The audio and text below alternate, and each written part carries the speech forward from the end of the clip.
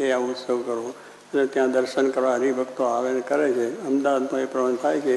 એ જ વસ્તુ શાસ્ત્રી મહારાજે પણ અહીંયા આગળ બોચાસણની અંદર આ ઉત્સવ એકાદશી પૂનમ સુધી હરિભક્તો એના દર્શન કરે, લાભ લે. એકાદશીના નવા દિવસે વર્ષના નવા વર્ષે એટલે બધા દર્શન કરીને આપણે પછી જે કામ કરીએ એ કામમાં આપણને સફળતા પણ મળે અને સુખિયા પણ થવાય છે. એવો આ ઉત્સવની અંદર છે.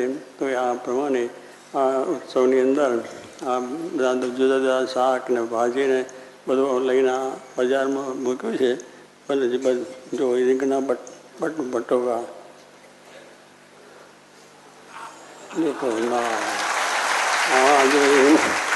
બજારમાં રીંગણા આવે છે. આ રીંગણાની અંદર કેટલા સુંદર છે, સારા છે, એકદમ કૂણા છે અને ખાવે તેને શાંતિ થાય એવા છે. એટલે આ પણ બજારમાંથી લાવશે માટે જેમ બચે કે લેવો ભાઈ રીંગણ. અને વેચનારા બહુ બોલે ને કે આ તો બહુ